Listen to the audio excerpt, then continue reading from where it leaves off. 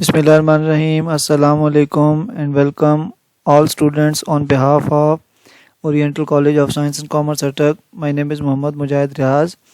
I am lecturer of Financial Accounting of class BCom Part 1. We are going to study the topic Bank Reconciliation Statement, and it is our lecture number 2 on the same topic. Dear students, in previous lecture we have studied about reasons of difference between balances of cash book and passbook. जैसा कि आपको मालूम है कि last lecture में हमने 2 reasons study कर ली थी। अभी हम एक दफ़ा दोबारा उसको ओवरव्यू ले लेते हैं कि there were 4 reasons.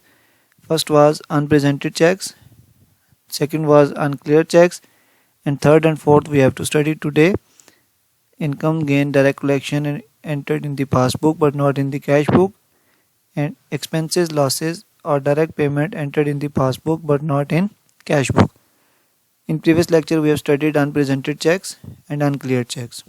The remaining 2 will be discussed today. First of all, income gains direct collections entered in passbook but not in cash book. Dear students, one thing to be mentioned here कि difference वहीं आएगा जब एक book record कर चुकी होगी किसी भी एंट्री को और दूसरी बुक वो एंट्री रिकॉर्ड नहीं कर सकी होगी.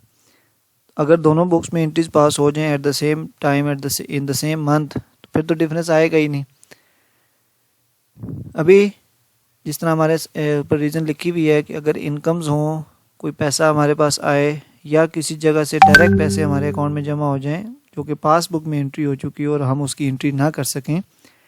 प्रीवियसली 2 जो हमने रीज़न डिस्कस की थी अनक्लियर्ड और अनप्रेजेंटेड, उनको हम एग्जाम्पल के साथ डिस्कस किया था. तो इसकी हम एग्जाम्पल देख लेते हैं कि अगर ट्रांजेक्शन हो, एक कस्टमर डायरेक्टली बैंक में 10,000 रुपये जमा करवा गया और उसकी कोई कैश बुक में अगर इंटीमेशन या एंट्री नहीं है तो वो किस तरह एक डिफरेंस का बायस बनेगी.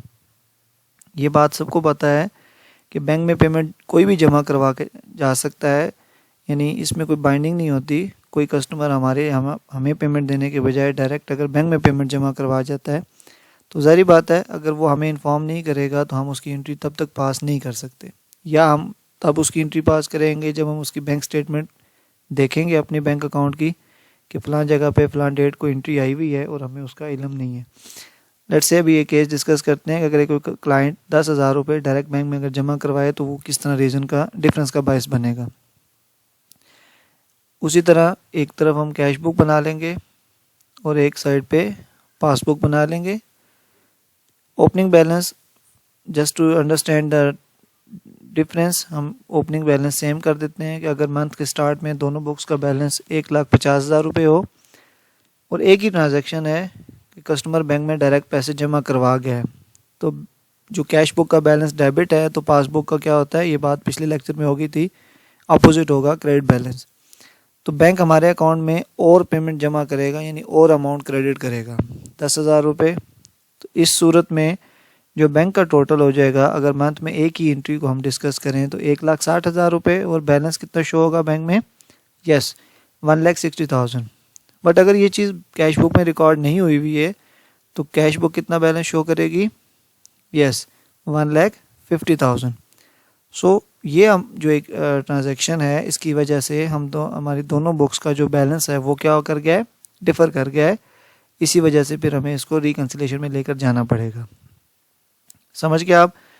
इसके बाद इसी का ऑपोजिट है, चौथी जो एक डिफरेंस की रीज़न फॉर डिफरेंस थी कि अगर एक्सपेंसेस लॉसेस या डायरेक्ट पेमेंट्स पासबुक में एंट्री हो चुकी हो और उसका कैश बुक में जिक्र ना मिले तो वो किस तरह डिफरेंस का बायस बनेगा. अगेन एक ट्रांजैक्शन डिस्कस कर लेते हैं कि अगर बैंक हमारे अकाउंट से डेबिट कर दे यानी डिडक्ट कर दे 2,500 रुपये और उसको अगर हम कैश बुक में रिकॉर्ड ना कर सकें, अगेन एक साइड पे कैश बुक एक साइड पे पासबुक, ओपनिंग बैलेंस दोनों का same, let's say 50,000 rupees. Bank charges deduct हो गए बैंक से, यानी 50,000 रुपये क्रेडिट बैलेंस हमारे अकाउंट में मौजूद था और बैंक ने डेबिट कर दिया 2,500 रुपये हमारे अकाउंट से क्या कर लिए, डिडक्ट कर लिए. तो बैंक हमें कितना बैलेंस शो करेगा, जब हम स्टेटमेंट मंगवाएंगे तो मंथ एंड के ऊपर 47,500, जबकि हमारी बुक कितना बैलेंस शो कर रही होगी 50,000 रुपीज़. सो ये 4 रीजंस थी. जो पिछला लेक्चर भी आप इसको दोबारा सुन लें अनप्रेजेंटेड अनक्लियर्ड के हिसाब से, और ये 2 रीजंस आज हमने डिस्कस की. अब हम इसकी अकाउंटिंग के हिसाब से रेमेडीज़ देखेंगे कि इसको हमने कैसे रिजॉल्व करना है, ये रिकन्सिलेशन में कैसे लेके जानी है. इनका अकाउंटिंग ट्रीटमेंट देखेंगे। अनप्रेजेंटेड का जो अकाउंटिंग ट्रीटमेंट, अकाउंटिंग में तो दो ही तरह के अकाउंट्स होते हैं, या डेबिट होगा या क्रेडिट होगा। तो अनप्रेजेंटेड को हमने क्या करना है, ये आप नोटबुक पे अपनी नोट भी कर लेंगे, ये बाद में आपके काम आएगा, हर लेक्चर में ये चीज़ें सामने रखनी पड़ेंगी। अनप्रेजेंटेड डेबिट, अनक्लियर्ड को क्रेडिट ट्रीटमेंट देना है। इनकम्स गेन्स या डायरेक्ट कलेक्शन जो होंगी, क्योंकि इसकी वजह से हमें फ़ायदा होता है, हमारे अकाउंट में चीज़ जमा हो रही है, तो डेबिट। और एक्सपेंसेस लॉसेस की वजह से हमारे अकाउंट में पेमेंट क्या होगी, कम हो जाती है, जिसकी वजह से हम उसको क्या करेंगे, क्रेडिट करेंगे। तो ये 4 रूल्स आपने याद रखने हैं, इनको आपने अपनी नोटबुक पे नोट कर लेना है।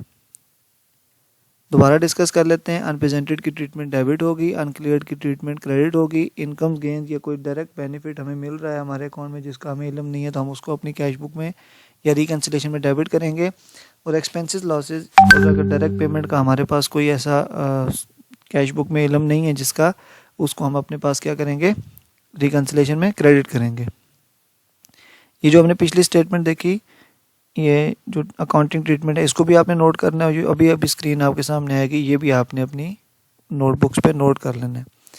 जब क्वेश्चन शुरू होगा तो क्वेश्चन में बाकी तो डिफरेंस के काफ़ी सारे रीजंस बताई जाएंगी। स्टार्टिंग जो होगी वो क्वेश्चन की किसी ओपनिंग बैलेंस से होगी। वो ओपनिंग बैलेंस कैश बुक का भी हो सकता है और ओपनिंग बैलेंस पासबुक का भी हो सकता है। अभी हम डिस्कस कर लेते हैं कि अगर वो ओपनिंग बैलेंस कैश बुक का हो तो उसको कैसे डील करना है, और अगर वो ओपनिंग बैलेंस पासबुक का हो तो उसको कैसे हम डील करेंगे। 2 तरह के बैलेंसेस होते हैं। लेट्स से मैं आपके सामने देखता हूँ, ये फेवरेबल बैलेंस, और दूसरी तरफ ये क्या है, अनफेवरेबल बैलेंस। यानी फेवरेबल बैलेंस का मतलब ये है कि आपके अकाउंट में अगर कोई अमाउंट मौजूद है, even a single rupee is there in your bank account, that is your favourable balance. और आपको ये पता है कि बाज़ों का बैंक जो है वो कुछ क्लाइंट्स को एडिशनल फैसिलिटी देता है कि वो अपने अमाउंट की, अपने जो अकाउंट के अंदर अमाउंट होती है उससे ज़्यादा वो विड्रॉ कर सकते हैं, that is an overdraft amount. तो ओवरड्राफ्ट की सूरत में आपने बैंक को पैसे देने होते हैं, तो वो क्या वो बैलेंस कौन सा होगा, अनफेवरेबल होगा, क्योंकि आपके ऊपर लायबिलिटी है। फेवरेबल मीन्स योर एसेट, जो आपके अकाउंट में पैसा मौजूद है। इसी तरह 2 बुक्स हैं, एक कैश बुक है और एक पासबुक। दोनों बुक्स में पहले कैश बुक को डिस्कस कर लेते हैं। अगर आपके पास कैश बुक में बैलेंस मौजूद है आपके अकाउंट में, that will be your asset. तो एसेट की नेचर क्या होती है, ये आपके सामने नज़र आ रहा है, डेबिट। और लायबिलिटी है, अगर आपने बैंक का पैसा देना है, ओवरड्राफ्ट किया हुआ है, तो क्रेडिट। ऑपोजिट होगा पासबुक। पासबुक जब आपके अकाउंट में पैसा मौजूद है, आपका एसेट है, बैंक के लिए क्या नज़र आ रही है, क्रेडिट यानी लायबिलिटी। और अगर आपने बैंक का पैसा देना है तो आपकी लायबिलिटी है और बैंक ने उसको क्या करना है, वसूल करना है, तो बैंक के लिए क्या है, एसेट है। तो ये चीज़ें मतलब आपने देखनी है। दोबारा ये जो स्क्रीन आपके सामने आई है इसको भी नोट कर लेंगे, और जो पिछली स्क्रीन आपके सामने थी उसको भी आपने क्या कर लेना है, नोट कर लेना है। दोबारा डिस्कस कर लेते हैं कि there were 4 types of balances available at the start of your question. अब वो कैश बुक का बैलेंस भी हो सकता है और वो पासबुक का बैलेंस भी हो सकता है। पहले तो ये असेस करना है कि कौन सी बुक का बैलेंस है, फिर ये असेस करना है कि आया वो बैलेंस फेवरेबल है या अनफेवरेबल है। अगर कोई इतला इन्फॉर्मेशन एक्स्ट्रा नहीं दी होगी ओवरड्राफ्ट के हवाले से, तो हम उसको क्या एज्यूम करेंगे, यानी अगर कोई चीज़ इन्फॉर्मेशन अवेलेबल ना हो तो उसको हम फेवरेबल एज्यूम करते हैं। अगर एक्स्ट्रा इन्फॉर्मेशन देनी होगी उसने अनफेवरेबल के बारे में, तो वो हमें गाइड करेगा बुक में क्वेश्चन के अंदर। तो अगर फेवरेबल बैलेंस है और वो कैश बुक का बैलेंस है तो वो डेबिट होगा, और अगर वो फेवरेबल है और कैश पासबुक का बैलेंस है तो उसे क्रेडिट करेंगे। इसी तरह अनफेवरेबल बैलेंसेस भी होते हैं कि कैश बुक का अनफेवरेबल क्रेडिट और पासबुक का अनफेवरेबल क्या होगा, डेबिट होगा। डियर स्टूडेंट्स, आज के लेक्चर में हम इतना ही पढ़ेंगे। उम्मीद है आपको समझ आई होगी। अपना बहुत सारा ख्याल रखिएगा। अल्लाह हाफिज़। इंशाल्लाह नेक्स्ट लेक्चर में हम इससे आगे जो क्वेश्चंस हैं उनको सॉल्व करेंगे। जज़ाकल्लाह।